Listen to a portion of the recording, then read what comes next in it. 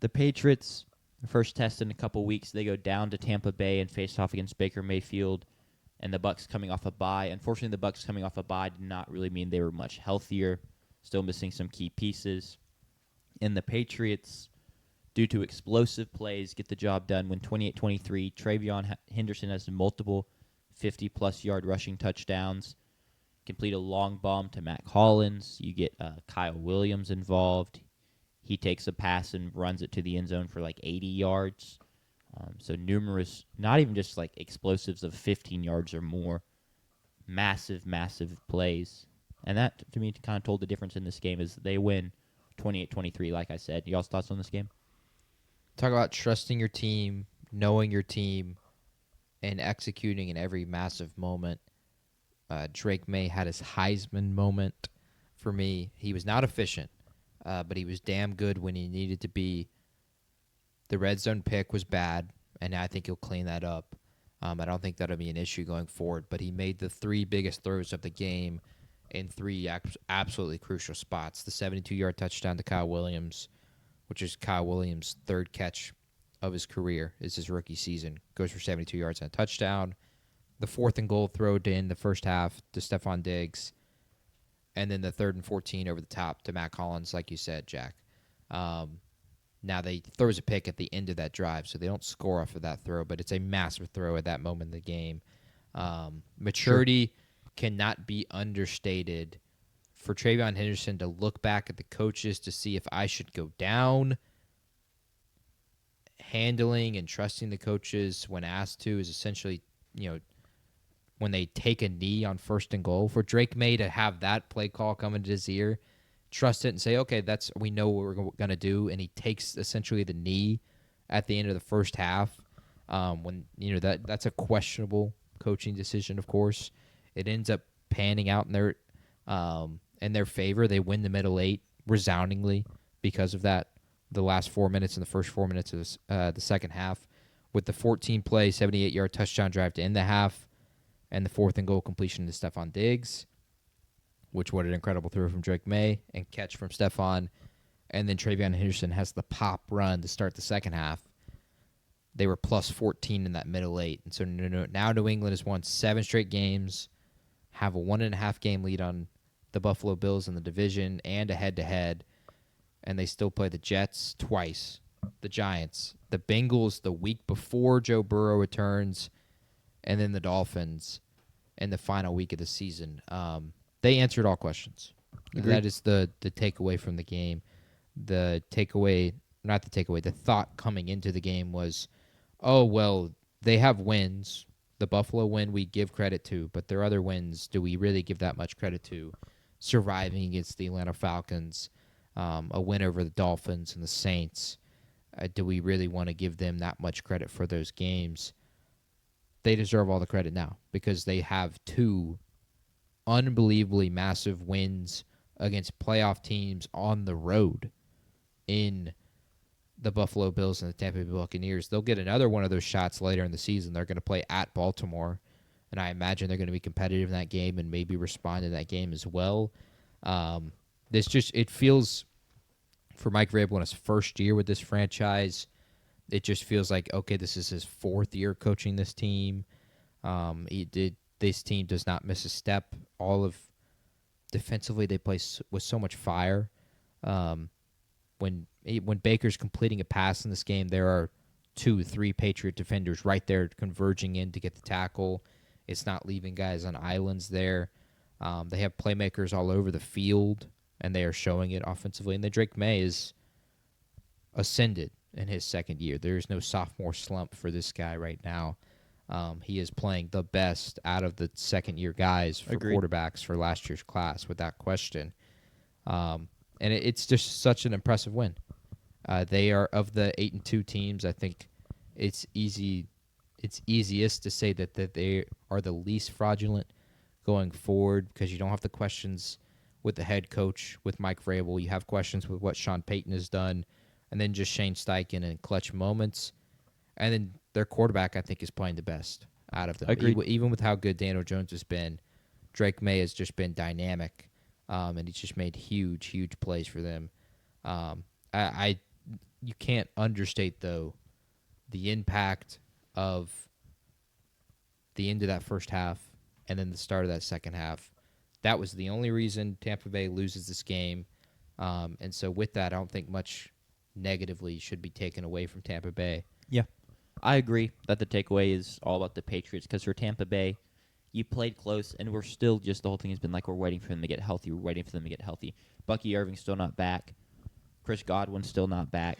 So your wide receiver 2 is Tez Johnson, who is fine, and he's a legit NFL receiver, but he's doesn't have any business being wide receiver 2. And then the offensive line, like, I just sucks you lost the game, Tampa Bay, but like I'm just still just waiting for them to get healthy, and if they get healthy and then keep losing games, sure, I'll be concerned. But just really, really well done by the Patriots.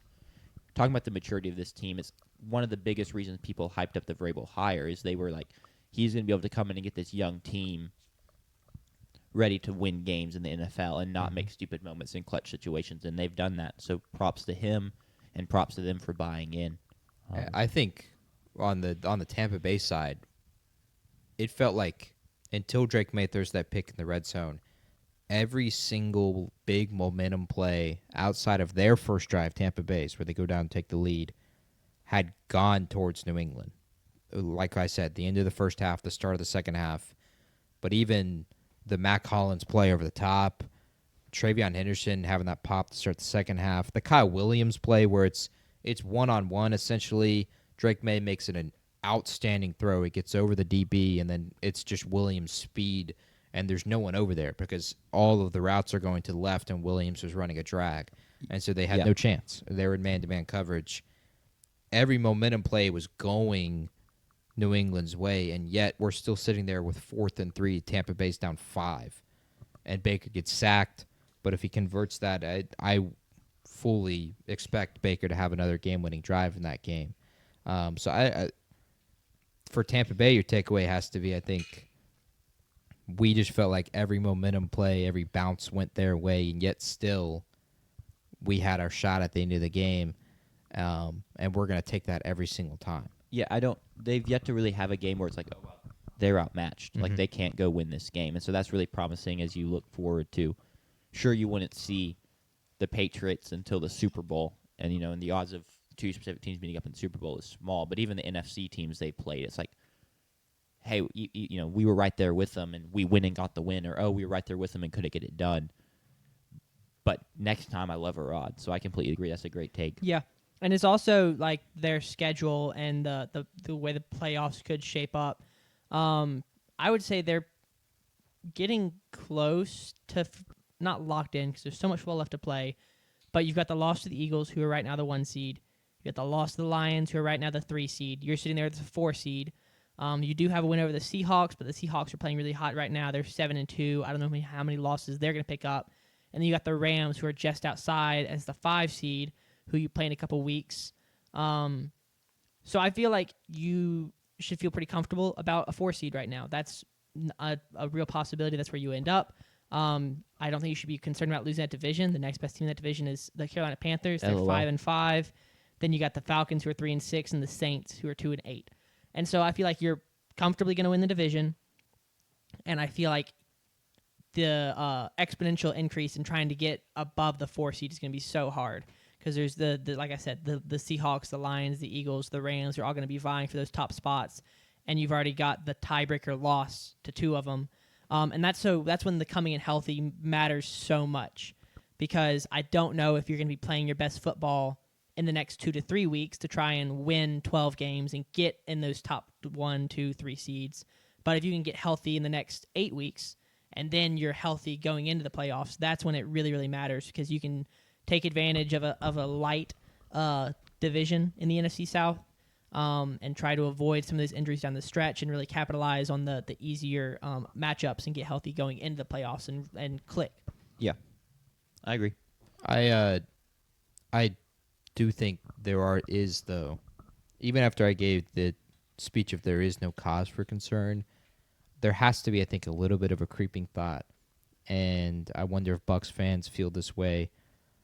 But spoiler alert, I moved Tampa Bay to or down. I think it was Two down tiers, I believe. down 2 tiers. Yes, down 2 tiers on the power rankings, and this is because of their results in games against teams of similar caliber.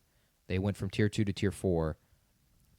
The games that they have lost are against the Patriots, Sure. the Lions, and the Eagles. Those are all playoff teams. Those are all going to be playoff teams. And they don't really have like a dominant performance over anybody as well on top of that. And so that hurts them. That's why they dropped from a power ranking perspective. They have the game-winning drive against the Atlanta Falcons, the Texans, a 2-point win against the Jets. The Saints game was not pretty, but they won by 20. Like, the only one they have is they have a really good trump card, for me at least, a 38-35 win over the Seattle Seahawks. Yeah. You have 2 more of these games going forward in a pivotal 3-week stretch post your bye week where they're at Buffalo and then they're at the Los Angeles Rams the next 2 weeks.